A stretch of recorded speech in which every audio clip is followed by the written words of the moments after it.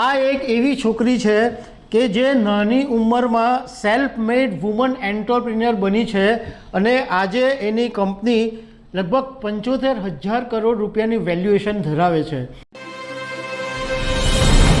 નમસ્કાર દર્શક મિત્રો, મહારાષ્ટ્રના પુણેની એક છોકરીની સક્સેસ સ્ટોરીની આજે તમારી સાથે વાત કરવી છે।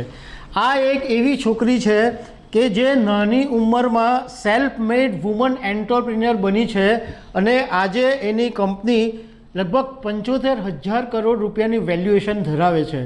આ છોકરીએ સફળતા મેળવવા માટે ઘણા સંઘર્ષ કર્યા છે અને એક વખતનો સમય એવો આવ્યો હતો કે બહુ મોટી લોસ કરી હતી, પરંતુ આમ છતાં આ છોકરી ડગી નહીં અને આગળ વધતી જ રહી। તો આના વિશે તમારી સાથે વાત કરીશું। મારું નામ રાજેશ શાહ છે અને તમે જોઈ રહ્યા છો ખબર છે.com। દર્શક મિત્રો, આજના યુગમાં છોકરી કે છોકરો એવો કોઈ ભેદ હવે રહ્યો નથી, કારણ કે છોકરીઓ પણ ઘણા બધા ક્ષેત્રોની અંદર છોકરાઓ કરતાં પણ આગળ આવી રહી છે।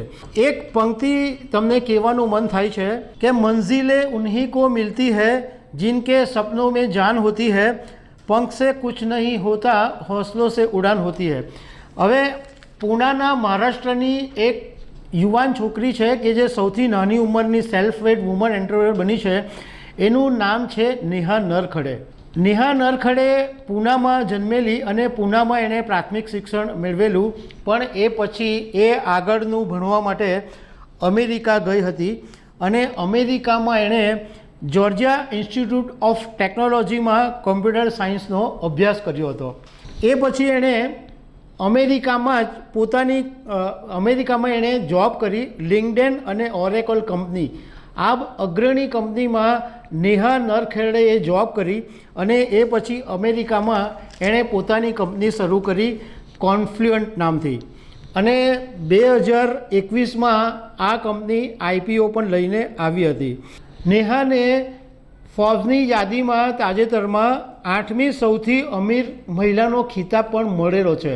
તમને એ વાત કરીએ કે નેહા નરખડેએ એની સફળતા વિશે મીડિયા સાથે વાત કરી છે। તો એણે એમ કીધું કે બાળપણમાં મારા પિતા હતા ને, એ ઇન્દિરા ગાંધી, કિરણ બેદી, ઇન્દિરા નુઈ, આ બધી જે મહાન હસ્તીઓ હતી એમના પુસ્તકો લઈને મને વાંચવા આપતા હતા અને આ પુસ્તકોને લઈને મને ઘણી બધી પ્રેરણા મળી। તો મને પણ એમ થયું કે હું પણ આ લોકોના જેવી બની શકું છું અને હું પણ એક સફળતાની ટોચ પર પહોંચી શકું છું। 2021ની અંદર નેહા નરખડેની નેટવર્થ જે હતી એ 13,380 કરોડ હતી, પણ 2022માં એને 8,600 કરોડની લોસ ગઈ।